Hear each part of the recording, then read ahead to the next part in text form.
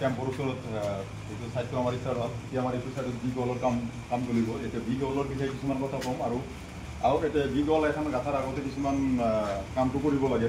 যেনেকুৱা ধৰক ইটো ফিলিং কৰিব লাগে। ফিলিং কৰাৰ আগতে আজি ইটাটো এটা ভিজাই কেনে ইটাটো ধৰক এইটো ইটাটো যদি আজিয়ে ভিজাই কেনে আজিয়ে গাঁথনি কৰা হয়, ইটাটোৰ পৰা গাঁথনি কৰাতে বস্তুটো পানীটো এৰি দিব। পানীটো এৰি দিয়াৰ লগে লগে আৰু পিছতো ইটাটো মজবুত নহ'বও পাৰে।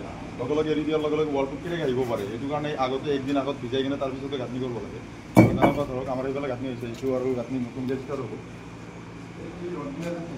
এইটো ভালকৈ ঘোলা মাৰি হিটিং মাৰি কিনে তাৰপিছত ঘোলা মাৰিব লাগে। এইটো আমাৰ ঘোলা মাৰা হৈছে।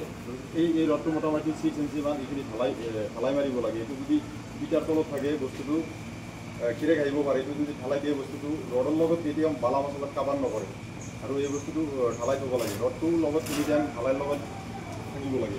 যেনেকুৱা হওক এনেকৈ কৰিব লাগে। আৰু কিছুমান কথা ক'ম ধৰক এই ৱালটোৰে আমাৰ এইফালে গাঁথা হৈছে বাৰু। ৱালটোৰে আমাৰ এইটো ৱালটো গাঁথা হৈছে বাৰু। এই জইণ্টবিলাক যে থাকে এইটো মোটামুটি 10 ইঞ্চি থাকে আৰু 10 mm থাকে। আৰু ৱালবিলাক ভালকৈ চাফা কৰি ৰাখিব লাগে, তেতিয়াহ'লে ক্লাছ কৰাৰ কাৰণে ভাল।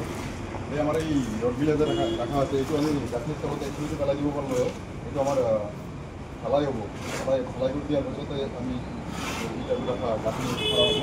আৰু বাকী আমাৰ এইটো 4 BS 4-5 BS ঘৰ হয়। এটা বাকী আমাৰ কাম কৰি থাকিব আপডেট দিলে আপোনালোকক দি থাকিবলৈ চেষ্টা কৰিম বাৰু।